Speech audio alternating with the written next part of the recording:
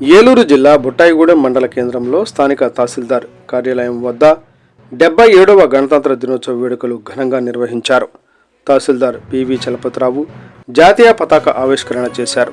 ఈ సందర్భంగా ఆయన మాట్లాడుతూ భారత రాజ్యాంగం దేశానికి మార్గదర్శక గ్రంథమని అన్నారు. రాజ్యాంగ పీఠికలో పేర్కొన్న సామాజిక, ఆర్థిక, రాజకీయ స్వేచ్ఛ, సమానత్వం, సౌభ్రాతృత్వం వంటి విలువలే భారత ప్రజాస్వామ్యానికి మూలాధారమని అన్నారు. రాజ్యాంగం ప్రతి పౌరుడికి మౌలిక హక్కులను హామీ ఇస్తుందని, ఆ హక్కులను కాపాడేందుకు కేంద్ర రాష్ట్ర ప్రభుత్వాలు నిత్యం కృషి చేస్తున్నాయని అన్నారు. విద్యారోహిణి స్కూల్ విద్యార్థులు జాతీయ గీతాలను ఆలపించారు. ఈ కార్యక్రమంలో Vidyarohini school principal Kondepati Ramakrishna, DT Payam Ramesh, RI Gangaraju, ASO, విఆర్ఓలు, కార్యాలయ సిబ్బంది పాల్గొన్నారు.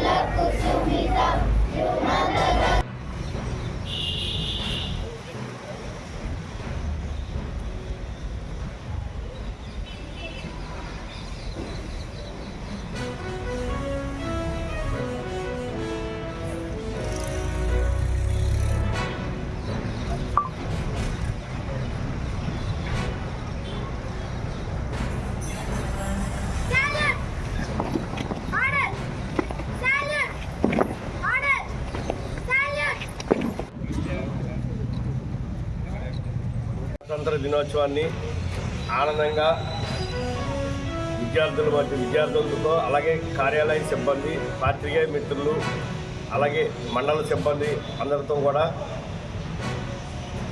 కలిసి జరుపుకుంటున్నామండి.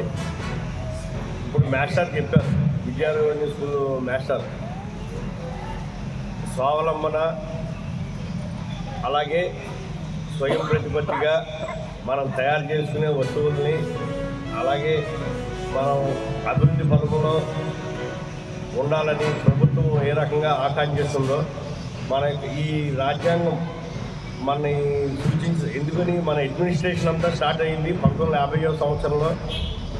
ఇదే రోజున 26/1/1950వ సంవత్సరంలో మన ప్రజాస్వామ్య దేశంలో ఏ రకంగా ఉండాలి ఏంటి అనే దానికి విధి విధానాలను గాంధీ గారు అలాగే గౌరవ అంబేద్కర్ గారు సారథ్యంలో దాన్ని చేసి మనకు ఒక సూచనలు అనేది రాజ్యాంగం ద్వారా కల్పించారు. దాని ప్రకారమే ఈ రోజున మన అడ్మినిస్ట్రేషన్ కానీ దేశ అడ్మినిస్ట్రేషను కూడా ఎంతో చక్కగా సజావుగా సాగుతుంది.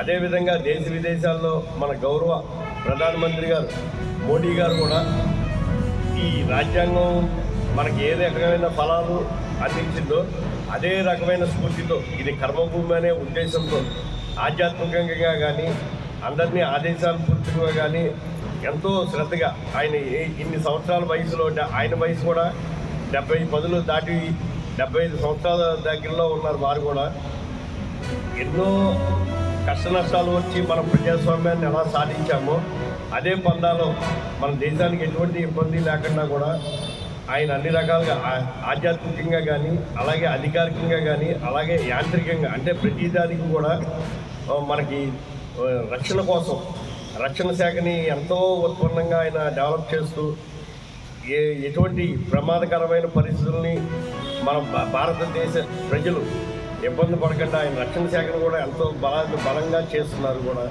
మనం కూడా పేపర్లో టీవీల్లో చూస్తున్నాం.